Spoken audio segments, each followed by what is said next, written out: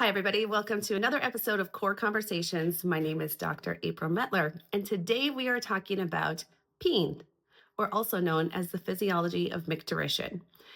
When we are working with patients that present to us with urinary dysfunctions, I find it so imperative for our patients to understand how the bladder system is supposed to work, as well as a little bit of the anatomical background, because it helps us make so much more sense as to what's going on. And it also puts us in a lot more control of how we can assist in proper voiding function.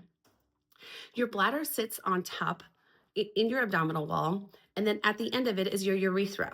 The urethra is like a straw that goes directly from your bladder to the outside of your body. The pelvic floor encases that urethra as it exits the body. There is not a single valve, lever, or anything that aids in incontinence or aids incontinence. Instead, that pelvic floor is providing a negative pressure gradient from the outside world, holding the urine back in the urethra so it stays up in the bladder where it's supposed to be.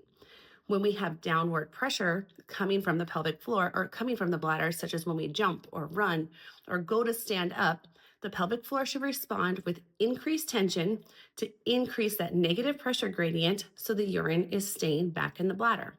When this doesn't happen is when we experience things like involuntary leakage or incontinence of urination. The other thing that I think is imperative to understand is that the bladder and the pelvic floor are supposed to maintain a completely inverse relationship from one another. When one is contracting, the other is relaxing. As we are sitting here, my pelvic floor has some level of tone in it. Maintaining that negative pressure gradient, my bladder on top is relaxed. When it's time for me to use the restroom, I walk to the bathroom, not run because I don't have urgency. My bladder is not spazzing right now. And when I sit down, my bladder should contract as my pelvic floor relaxes. When I am done voiding, my bladder relaxes, my pelvic floor re-engages, and I go about my business. When things go awry in any of these systems, when our bladder and our pelvic floors aren't communicating to each other in that fashion, or when we don't have the feedback from our pelvic floors to increase pressure gradients with increased forces, is when we can develop all sorts of urinary dysfunctions. Like we mentioned, incontinence, urgency, frequency, nocturia.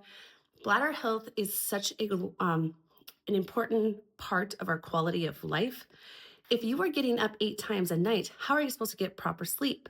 If you are going to the bathroom every hour, how can you even sit through a movie with your husband? So addressing these things can be so quick and easy.